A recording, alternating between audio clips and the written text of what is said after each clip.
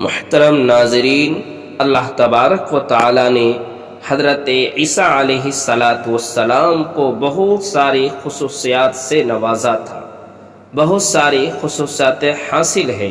بغیر باپ کے اللہ تبارک و تعالی نے اپنی قدرت سے حضرت عیسیٰ علیہ السلام کو پیدا فرمایا۔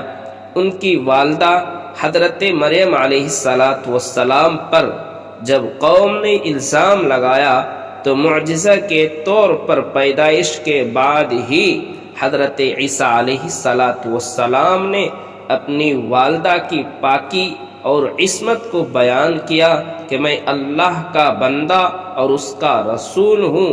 اس نے مجھے کتاب انجیل عطا فرمائی ہے، مجھے نماز، روزہ، زکوٰۃ ادا کرنے کا حکم دیا ہے۔ قوم بنی اسرائیل میں اس وقت مشرکانہ عقائد، بغض و حسد اور روحانی بیماریاں عام ہو گئی تھی۔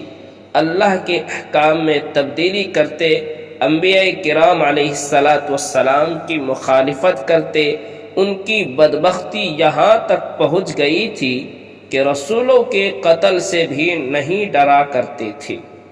ایسے ماحول میں اللہ تبارک و تعالی نے حضرت عیسیٰ علیہ السلام نے اس قوم کو ایک اللہ کی عبادت و اطاعت کرنے اور اس کو اپنا رب ماننے اور سیدھا راستہ اختیار کرنے کی دعوت دی، اور فرمایا حضرت موسیٰ علیہ السلام پر اللہ تعالیٰ نے جو سچی کتاب تورات نازل فرمائی تھی، میں اس کی تصدیق کرتا ہوں اور اس بات کی بھی خوشخبری دیتا ہوں کہ میرے بعد تمام رسولوں کے سردار آخری نبی آنے والے ہیں جن کا نام احمد ہوگا۔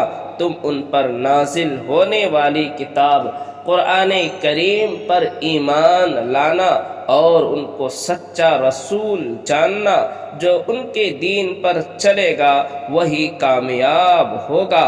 جن لوگوں نے حضرت عیسیٰ علیہ السلام کی دعوت کو قبول کیا ان کو حواریین کہتے ہیں۔ جنہوں نے حضرت عیسیٰ علیہ السلام کی باتوں کو مانا، ان کی پیروی کی، ان کو حواری کہتے ہیں۔